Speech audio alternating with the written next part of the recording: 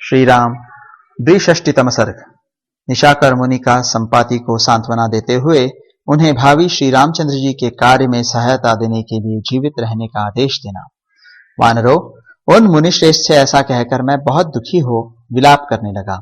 मेरी बात सुनकर थोड़ी देर तक ध्यान करने के बाद महर्षि भगवान निशाकर बोले, संपाते, चिंता न करो। तुम्हारे छोटे और बड़े दोनों तरह के पंख फिर नए निकल आएंगे, आंखें भी ठीक हो जाएंगी तथा खोई हुई प्राण शक्ति, बल और पराक्रम सब लौट आएंगे। मैंने पुराण में आगे होने वाले अनेक बड़े बड़े कार्यों की बात सुनी है। सुनकर तपस्या के द्वारा भी मैंने उन सब बातों को प्रत्यक्ष किया और जाना है। इक्ष्वाकु वंश की कीर्ति बढ़ाने वाले कोई दशरथ नाम से प्रसिद्ध राजा होंगे। उनके एक महातेजस्वी पुत्र होंगे जिनकी श्री राम के नाम से प्रसिद्धि होगी। सत्य पराक्रमी श्री रामचंद्र जी अपनी पत्नी सीता और भाई लक्ष्मण के साथ वन में जाएंगे। इसके लिए उन्हें पिता की ओर से आज्ञा प्राप्त होगी। वनवास काल में जनस्थान में रहते समय उनकी पत्नी सीता को राक्षसों का राजा रावण नामक असुर हर ले जाएगा। वह देवताओं और दानवों के लिए भी अवध्य होगा। मिथिलेश कुमारी सीता बड़ी ही यशस्विनी और सौभाग्यवती होगी।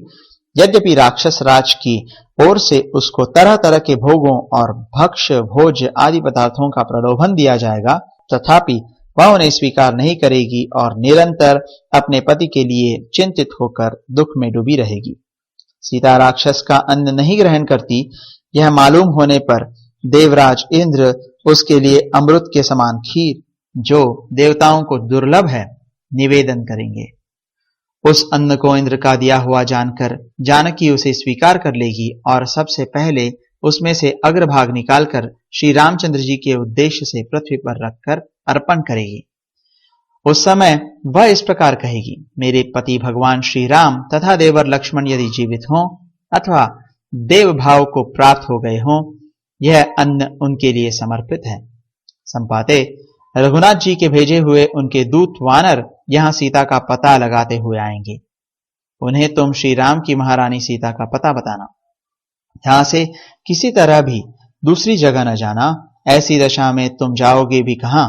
देश और काल की प्रतीक्षा करो, तुम्हें फिर नए पंख प्राप्त हो जाएंगे।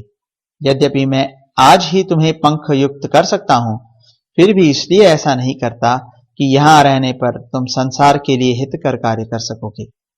तुम भी उन दोनों राजकुमारों के कार्य में सहायता करना। वह कार्य केवल उन्हीं का नहीं, समस्त ब्राह्मणों, गुरुजनों, मुनियों और देवराज इंद्र का भी है। यद्यपि मैं भी उन दोनों भाइयों का दर्शन करना चाहता हूं, परंतु अधिक काल तक इन प्राणों को धारण करने की इच्छा नहीं है। अतः वह समय आने से पहले ही मैं प्राणों को त्याग दूंगा, ऐसा उन तत्वदर्शी महर्षि ने मुझे कहा था। इस प्रकार श्री वाल्मीकि निर्मित आर्ष रामायण आदि काव्य के किष्किंधा कांड में 62वां सर्ग पूरा हुआ।